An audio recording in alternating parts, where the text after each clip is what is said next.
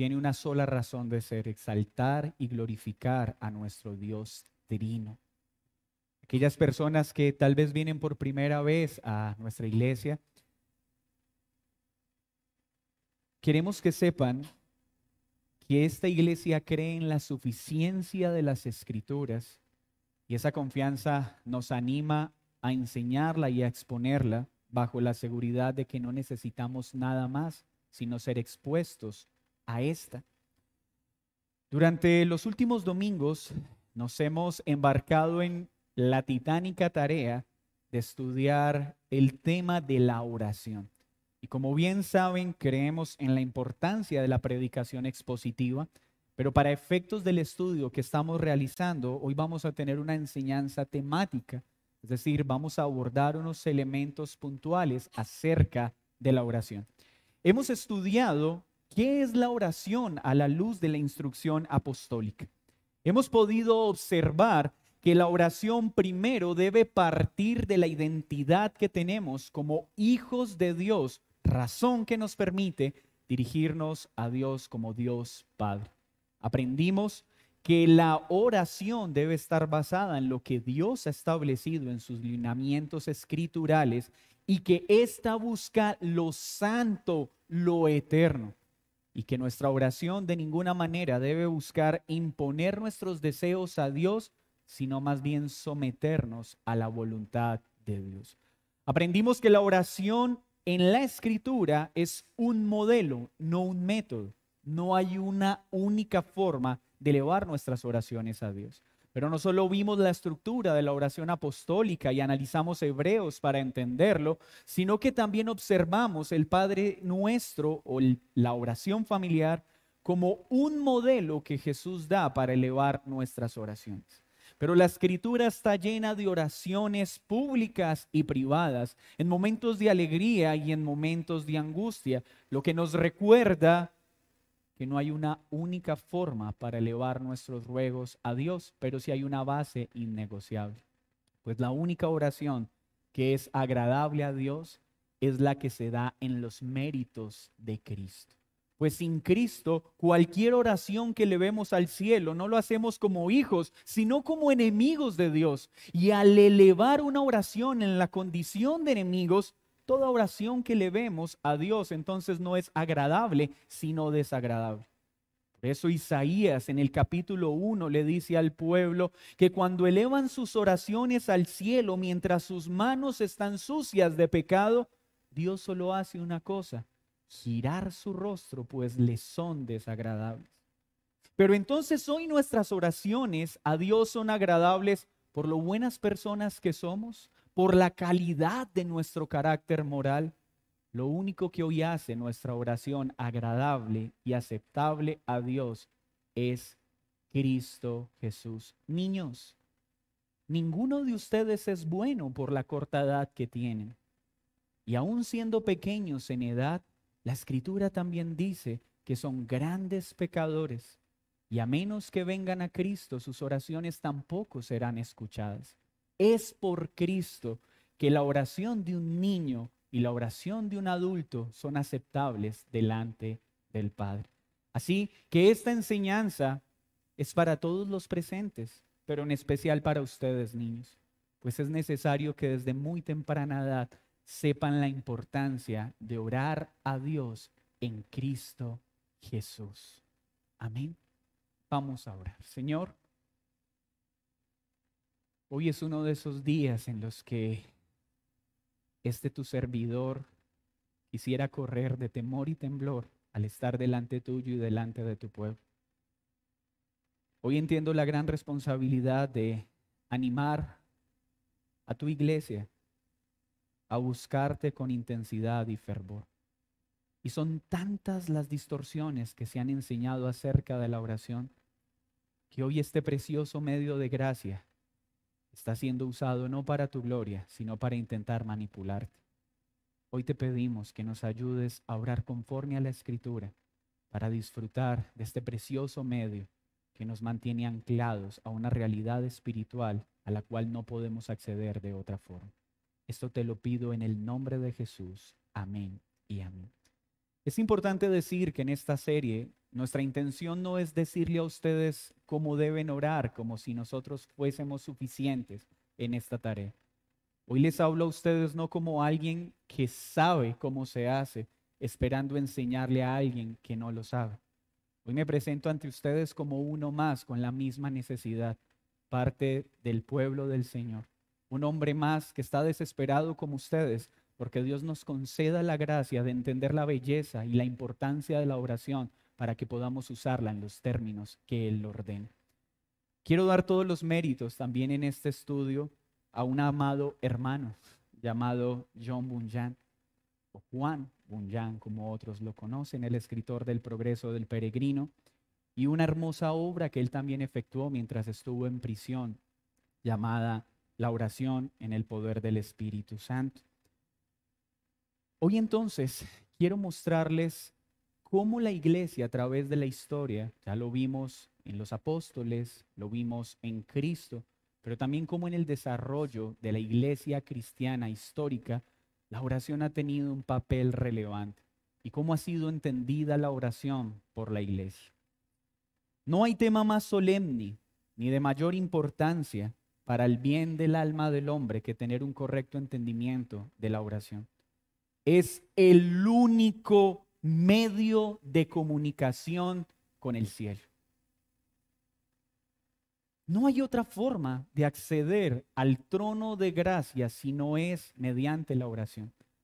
Hemos visto que un verdadero avivamiento se da por sumergirnos en la santa palabra de Dios, escudriñarla, examinarla, atesorarla y ponerla por obra con diligencia. Pero una vida sumergida en la Escritura no puede estar separada de una vida de oración. Y bien nuestros hermanos de antaño lo sintetizaban de una forma tan clara. El dedicarnos solo a la lectura y al estudio de la Escritura puede hacernos arrogantes intelectuales. Y el dedicarnos solo a una vida de oración a simples emocionales, místicos y superficiales. Así que un cristiano sano debe tener una vida tan diligente en el estudio de la Escritura como en la oración. Sin estos medios de gracia juntos, estamos incomunicados con el cielo. Pues si oramos sin la palabra, ¿qué oración decente puede elevar un corazón que desconoce la palabra de Dios?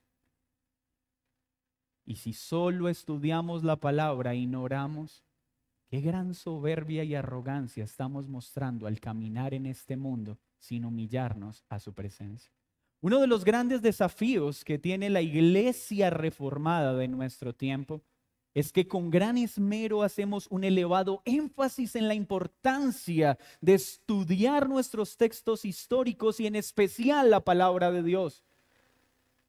Pero si ese énfasis está separado de la oración, solo seremos grandes intelectuales llenos de arrogancia. La humildad de un corazón que se sumerge en la Escritura se hace tan evidente en una vida de devoción y oración continua. Leer solo la Escritura y textos históricos es muy apetecido por nuestra carne, porque nos puede dar respeto y prestigio ante la gente. ¿Y cuántos libros te leíste este mes? ¿Y qué libros te leíste? ¿Estás estudiando a Owen, a Edwards? ¡Wow! Nuestra carne responde bien al reconocimiento, pero la oración no nos provee honra ni prestigio, a menos que como los fariseos busquemos hacerla sola de manera pública y evidente a todos los hombres. Por eso, en muchas ocasiones será fácil estudiar o leer las Escrituras, pero en muchas otras nuestro interés por la oración puede menguar, aún en aquellos que dicen ser estudiosos de la Escritura. Entonces, la oración es el único medio de comunicación con el cielo. Es el lenguaje en el que la criatura mantiene correspondencia con su Creador y en el que el alma de un santo se acerca a Dios. Es un momento de deleite y, por así decirlo, de plena comunión con el Padre Celestial. ¿No es entonces la oración una actividad un medio digno de ser cuidado y respetado por cada creyente. Juan 4:24 dice: Dios es espíritu y los que le adoran en espíritu y en verdad es necesario que lo adoren. La oración es un acto de espíritu a espíritu. Es un acto donde mortificamos nuestra carne, no dándole el alimento que éste desea y ocupándonos de lo eterno. El gran enemigo de las almas, asistido por el perverso estado de la mente humana, ha usado todo su ingenio y malicia para impedir el ejercicio de este santo y delicioso deber. Su esfuerzo más fructífero ha sido mantener el alma en un letargo fatal en el que está sumido por la transgresión de Adán, olvidando la oración como un santo deber. Pero ¿cuándo se puede ver un alma que ha sido avivada? Cuando está despierta y corriendo, estimulado por deseos santos, cuando está acompañada de ojos húmedos que se rinden a los pies del Señor, clamando con desespero por un mayor entendimiento de lo eterno y por un aborrecimiento mayor de todo lo pecaminoso. Una vida de oración no es un ejercicio mecánico y superficial. Es un corazón derretido en el trono de gracia, rogando por libertad de los pecados que nos siguen agobiando y clamando por mayor santidad en nuestro diario caminar. Es esa la oración que nos acompaña. Pues con temor y temblor tengo que decirles que si hacemos un examen justo, tendremos que darnos cuenta que nuestra oración se ha convertido en un ejercicio meramente mecánico y vago. O pues al menos esta es la lucha de su servidor, tal vez no la de ustedes. Continuamente me he tenido que encontrar a mí mismo orando por orar. Porque un pastor tiene que orar. Un padre tiene que orar. Un esposo tiene que orar. Pero tener que reconocer con vergüenza han sido solo motivaciones religiosas para callar mi conciencia, da profunda vergüenza. ¿Qué es lo que te mueve a ti a orar? Realmente un corazón devastado por la vergüenza de seguir pecando delante de un Salvador que se entregó a sí mismo para darnos vida eterna. ¿Cuáles son las lágrimas que caen de tu rostro mientras oras? La insatisfacción de un niño caprichoso que no ha recibido la respuesta a sus deseos perversos, o el dolor de un alma que no quiere desagradar más a su Señor y a su Salvador.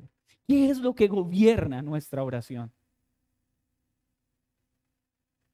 Qué fácil es para este lado de la teología decir: qué pena y qué vergüenza el misticismo que se ha apoderado del evangelicalismo moderno. Qué pena ver a hombres declarando y decretando a Dios como si tuvieran la potestad de mandarle. Pero qué vergüenza que de este lado de la teología, teniendo la perspectiva correcta de la oración, no oremos con la intensidad que deberíamos hacer. Eso no nos hace menos pecadores.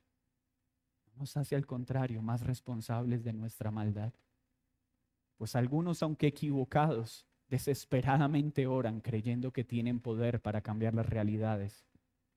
Pero nosotros, teniendo una supuesta comprensión mayor de la oración, somos negligentes en usarla. ¿Quién tendrá que dar mayor cuenta de su falta? Nosotros.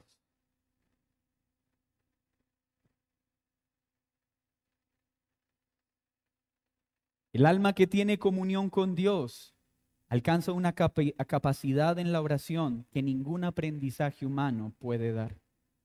Verdaderamente bienaventurados son los que gozan de un sentido permanente en la presencia de Dios. Una vida de oración es una vida que permanece en la presencia de Dios. ¿Y quién puede permanecer siendo igual ante la presencia del Dios santo, santo, santo?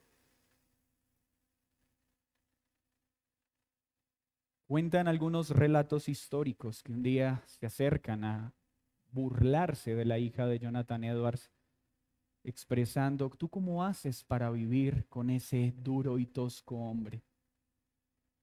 Cuenta el relato que su hija responde y le dice, ¿estás hablando de quién? ¿De mi padre?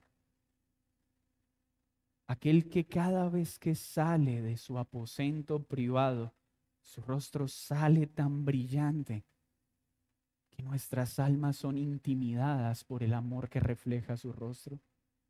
Duro, duro aquel que con pasión y fervor inigualable nos enseña y nos instruye en la idea de quién es el Dios santo y verdadero. Si es ese hombre del que estás hablando, sí, ese es mi Padre. Quisiéramos nosotros escuchar esas palabras de nuestros hijos. Pero ¿en qué se han convertido nuestras oraciones? ¿Amparados bajo qué? ¿Bajo la gracia? Sé que la salvación es solo por fe. Y me maravillo cómo recitamos las 5 solas. Y cómo con entendimiento defendemos nuestra soteriología al hablar de las doctrinas de la gracia. Pero eso está acompañado de unas rodillas rendidas y derretidas del Dios vivo y verdadero. Y permítame insistir que este autoexamen no lo hago a la iglesia, excluyéndome de él. Yo soy víctima también de este análisis.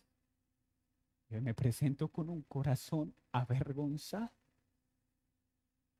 pues me he examinado a mí mismo y el resultado ha sido vergonzoso.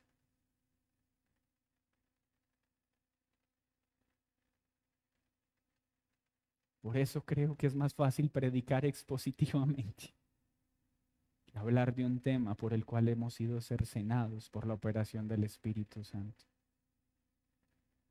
Así que, sermón o reflexión, hoy solo tengo una tarea como pastor: que haya una transformación en nuestra oración. Pues no habrá otra forma de tener una verdadera piedad. Y como lo estudiábamos hoy en la escuela dominical, ¿cuál es la comisión que nos dejó Jesús al hablarnos acerca de la ley? ¿He venido a abolir la ley? De ninguna manera. He venido a cumplirla y asegurar que hasta que pase el cielo y la tierra, ni una jota ni una tilde de la ley serán quitadas. Y a enseñarles que a menos que tengamos un cumplimiento mayor que el de los fariseos y los escribas, no entraremos al reino de los cielos. Un religioso se construye con tanta facilidad. Un fariseo solo requiere un buen instituto bíblico, unos excelentes libros de este lado de su brazo y una buena Biblia de estudio de este otro. Pero una vida de piedad no se logra solo con los libros, se logra de rodillas ante el trono de la gracia que puede accederse por los méritos de Cristo a través de una vida de oración. No nos engañemos más diciendo que tenemos una relación con Dios. No nos engañemos más diciendo que tenemos la alegría de haber conocido las doctrinas de la gracia si estas realidades no están llevando nuestro corazón a buscarlo diligentemente en oración, porque entonces esas verdades son una simple teoría que no han partido nuestro corazón en dos.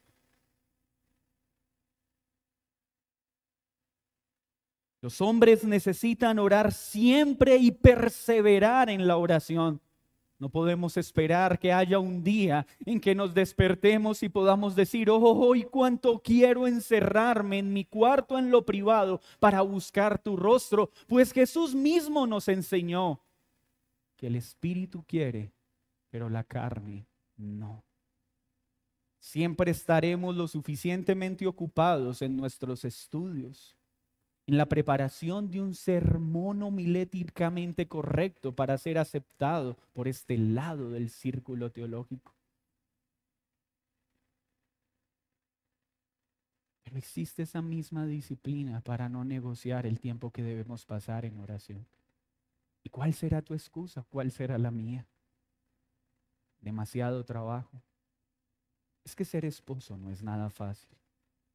Señor, tú sabes que tener un hijo es difícil y tener dos más, y ahora que tengo tres, tú debes ser más comprensivo. ¿Será eso? Somos inexcusables, pero no se trata de entenderlo como un deber. Se trata de entender que descuidar la oración es descuidar el medio de gracia que Dios ha provisto para tener comunión continua con nuestro Señor y Salvador. Ahora no pretendo establecer sobre ustedes un peso, haciéndoles pensar que una vida de oración implica estar encerrado todo el día en un cuarto. No podemos seguir teniendo ese dualismo mental de que aún hay cosas seculares y hay cosas santas. De que la verdadera oración se da cuando me encierro en lo secreto, largas jornadas y me aparto del mundo. No, nosotros no tenemos un dualismo entre lo secular y lo santo. Nosotros debemos aprender que tenemos vidas de oración desde que nos levantamos hasta que nos acostamos, y que nuestra oración mientras estamos trabajando no es menos gloriosa que nuestra oración cuando estamos en lo secreto. Tener una vida de oración es entender que esa separación entre lo secular y lo santo ya no existe, sino que donde nosotros estamos todo es santo. Y que tu oración es tan agradable a Dios mientras estás en tu trabajo como estás en lo secreto. Pero que orar en mis actividades laborales no me exime de apartarme para buscar su rostro. La oración requiere perseverancia, y esto no consiste en repetir incansablemente formatos de oración. Es un acto sincero de devoción a Dios. Un acto sincero en el que podemos decir: para mí el vivir es Cristo. Cuando David se vio rodeado por las angustias del Seol, exclamó al instante: oh Jehová, ahora libra mi alma. Cuando los discípulos estuvieron en peligro, no recitaron el Padre Nuestro ni ningún otro modelo para acallar sus temores, sino que al instante gritaron con sinceridad lo primero que vino a sus corazones: Señor, sálvanos que perecemos. No es la extensión de nuestras oraciones, es la sinceridad que hay en ellas. Es la fidelidad respecto a las verdades eternas. Señor, sálvanos que perecemos. ¿No ese es el mismo clamor que debemos elevar? Los discípulos, abrumados por la tormenta inclemente, pensando en la posibilidad de hundirse en el agua y perder sus vidas, gritaron: sálvanos. ¿No es el mismo dolor que debe invadir nuestro corazón al estar bajo la tormenta recia del pecado que se levanta todos los días para llevarnos a vivir en desobediencia a Dios? Sálvame, Señor, de mi pecado. Mi vida está en riesgo, porque no quiero pecar más contra ti. Bunyan, hablando de la oración privada, ingeniosamente pregunta lo siguiente: ¿no te oirá Dios si no te presentas ante Él con un discurso elocuente? No se trata, como muchos creen, ni siquiera de unas cuantas expresiones balbuceantes, parlanchinas y lisonjeras, sino de un sentimiento apropiado en el corazón. La sinceridad y la dependencia del oficio mediador de Cristo es todo lo que Dios requiere. Y podríamos decir, al entender esta verdad, como dice el salmista: cercano está Jehová a los que le invocan de verdad. Hermanos, debemos tener una precisión teológica en nuestras oraciones, por supuesto. Pero gran error cometemos al pensar que es la precisión teológica la que nos concede ser escuchados por Dios. Vuelvo y digo lo que expresa el salmista: cercano cercano está Jehová a todos los que le invocan sin cometer error alguno en su teología. No. Y no estoy habilitando o elogiando las fallas teológicas, pero lo que estoy diciendo es que es a quien te busca de verdad. Un corazón verdaderamente humillado y rendido a sus pies. Por otra parte, si llegamos a la conclusión de que no sabemos pedir como conviene, podemos tener también la seguridad de que el Espíritu nos ayuda en nuestra debilidad. Entonces debemos confiar en la ayuda prometida de ese Espíritu lleno de gracia. Qué reconfortante es esta verdad.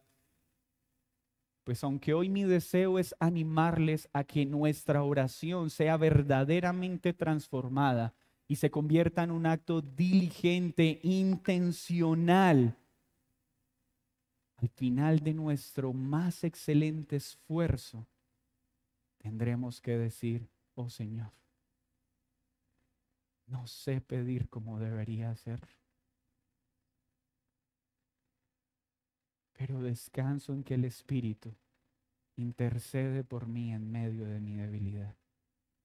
No habrá un solo momento en que nuestra oración esté organizada de tal forma y con tal estructura que Dios nos mire y diga: wow, por favor repítela.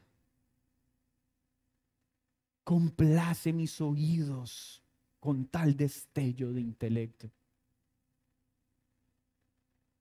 Siempre será el Espíritu de Dios el que ajusta nuestras torpes palabras para que nuestras oraciones sean agradables al Padre. Claro que debe haber diligencia, pero una diligencia que descansa en la fe, no en la religiosidad de creer que nuestra mucha oración hace que Dios nos escuche. Debemos orar mucho, pero el orar mucho no hará que Dios nos ame más, ni el orar poco hará que nos ame menos. Su amor es inmutable, pero nuestra vida sí se ve afectada si oramos mucho o si oramos poco. La calidad de nuestras oraciones no hará que Dios nos ame más o nos ame menos. Pues Dios no está con un checklist diciendo: ok, mencionaste al Padre, diste gracias, diste protección. No.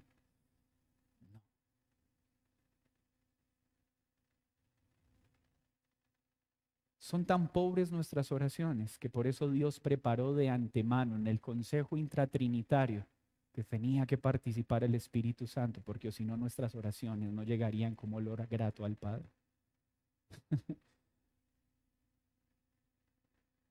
Es el Espíritu de Dios el que le da sentido a nuestras torpes oraciones. ¿No es este un privilegio para el creyente? Entonces entender que orar nos acerca al cielo, pero que en nuestra incapacidad para orar como debemos, tenemos el Espíritu Santo que intercede por nosotros. Bienaventurados en verdad aquellos cuya relación con el cielo ejerce una influencia en toda su conducta. ¿Y por qué estamos estimulando entonces este tiempo de oración en nuestras vidas?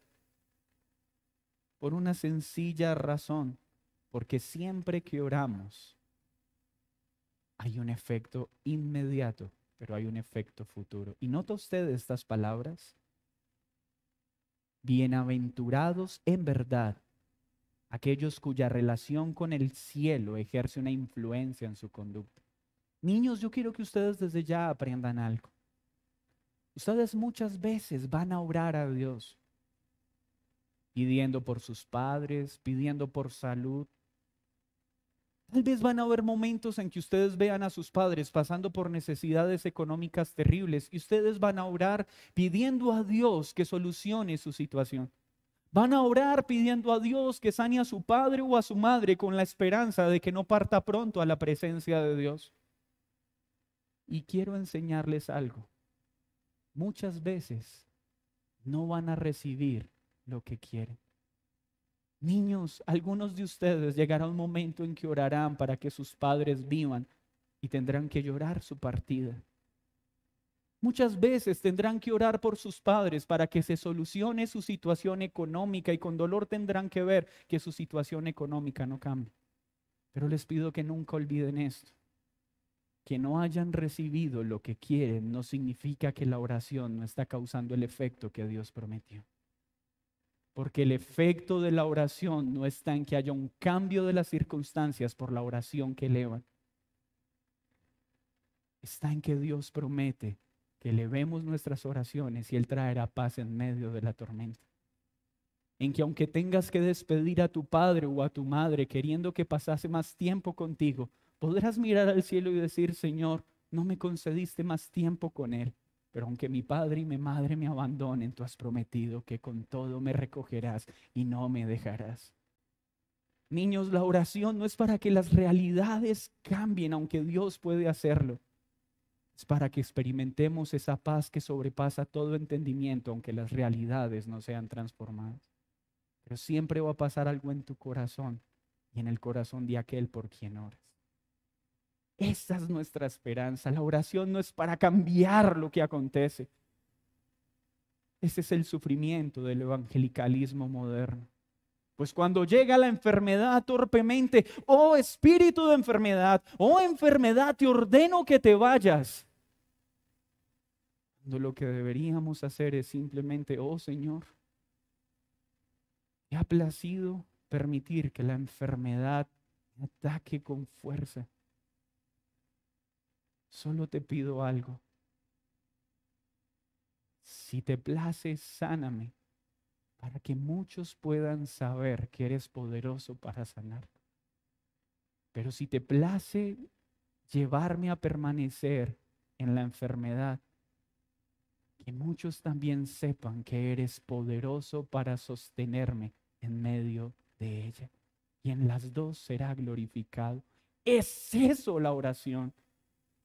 Una transformación en nuestros afectos y una transformación en nuestra conducta, pues podremos caminar en la enfermedad, no enojados con Dios, sino agradecidos por sostenernos en ella. Podremos caminar en la escasez, no decepcionados porque Dios no llena nuestra nevera como queremos, sino seguros de que Él nos sostiene, aun cuando nuestra nevera esté vacía. Nunca piensen, niños, que Dios no ha escuchado sus oraciones por no recibir lo que piden. Dios siempre las ha escuchado y las escuchará por Cristo Jesús. Pero como lo aprendíamos, su respuesta no siempre llegará en el empaque que nosotros queremos. La oración entonces debe ser diligente y sincera. Y termino con la definición que el pastor Bunyan da al respecto. ¿Qué es la oración entonces? Es un derramamiento sincero, consciente y afectuoso del corazón o del alma a Dios. Por favor, guarde estas palabras que vamos a estar analizándolas durante los siguientes domingos. Sincera, consciente y afectuosa de corazón o del alma a Dios, por medio de Cristo, en el poder y la asistencia del Espíritu Santo, por las cosas que Dios ha prometido. Hermano, no ores por cosas que Dios no ha prometido, porque sin importar cuántas horas inviertas, Dios no va a cambiar su carácter porque tú crees que es necesario que cambie. O conforme a la palabra, por el bien del cuerpo de Cristo, con sumisión en fe a la voluntad de Dios. ¿Qué dice Bunyan? Entonces la oración primero es un acto sincero, consciente, afectuoso, en el que derramo mi alma a Dios a través de Cristo, en el poder del Espíritu Santo, por aquello que Dios promete, no por lo que yo quiero imponerle, para el bien de su pueblo, en un acto de sumisión a su voluntad. Y resalte desde ya esta porción que estudiaremos. Sumisión a su voluntad. Esa es la parte dura de nuestra carne. Oramos, pero al final simplemente nos sujetamos con alegría a lo que Él dispone. Hermanos, con esta introducción a estos aspectos que estaremos estudiando los próximos domingos, quiero terminar esta enseñanza o más bien reflexión. Nuestra vida de oración tiene que ser transformada y eso requiere diligencia y perseverancia.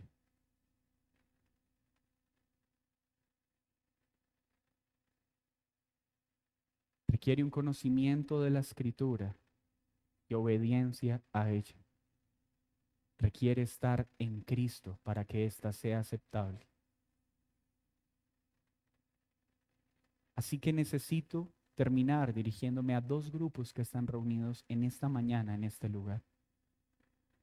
Primero hablo a aquellos que han creído en Cristo para decirles, debemos pedir perdón al Señor por nuestras pobres vidas de oración. Pero por favor, no un perdón mecánico.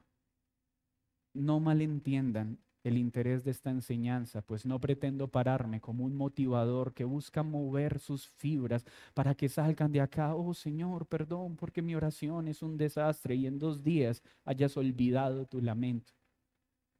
Mi ruego es hoy que el Espíritu Santo traspase las fibras de todos nosotros para que haya un verdadero arrepentimiento que se evidencie en un cambio en la manera en la que estamos orando.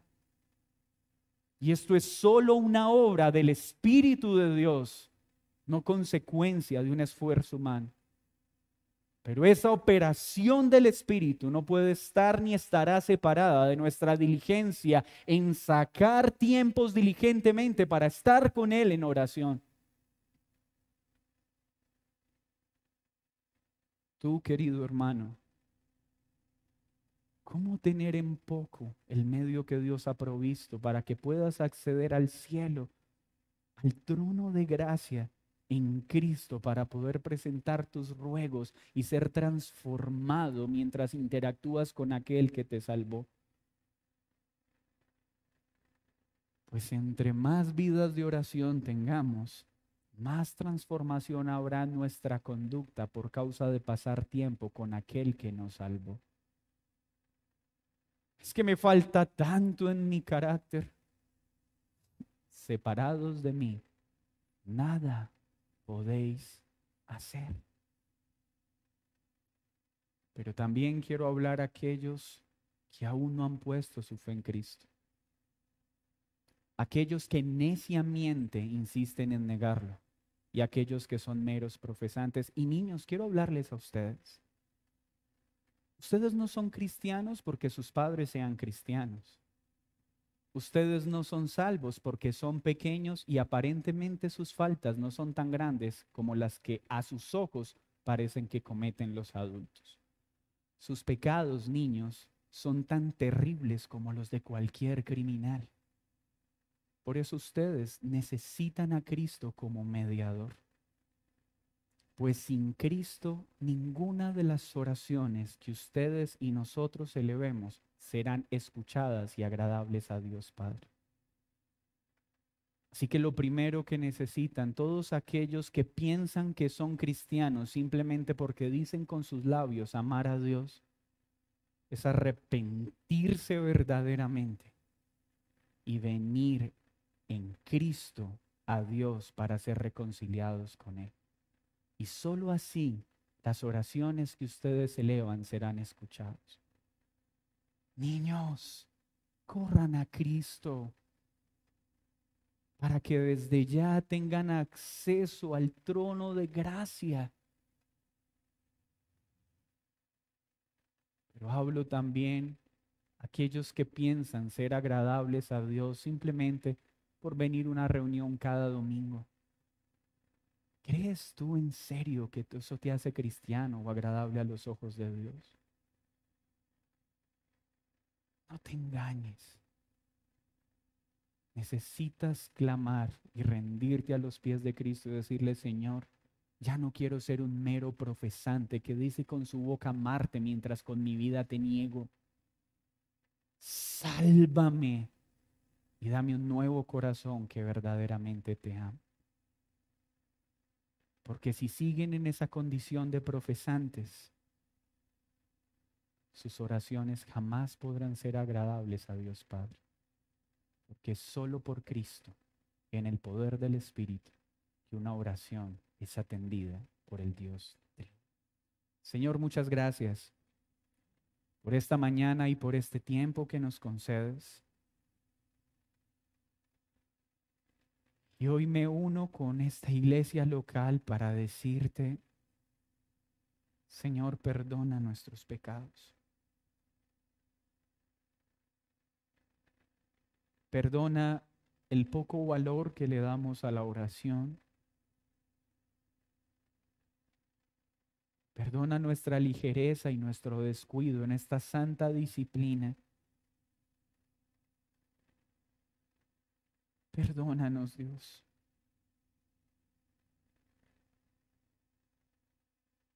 Y que así como sentimos desespero cuando el aire falta, invade nuestro corazón de un santo desespero cuando somos descuidados en la oración. Señor, somos conscientes de que nuestra carne no quiere. ¿Y quién de nosotros podrá transformar su vida de oración si no eres tú el iniciador de ese cambio?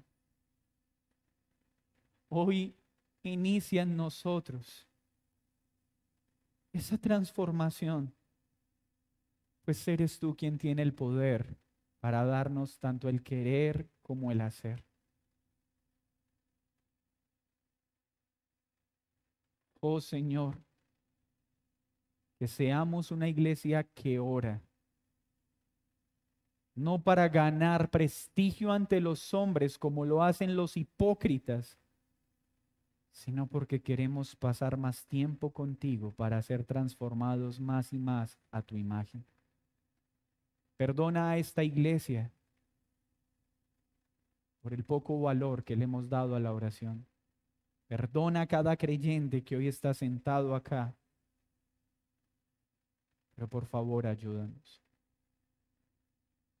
Y te ruego por aquellos que hoy caminan siendo enemigos tuyos, sin poder ser escuchados por el Dios vivo, para que hoy vengan a Cristo, para que por Cristo puedan tener acceso a Dios Padre. En el nombre de Jesús, amén y amén.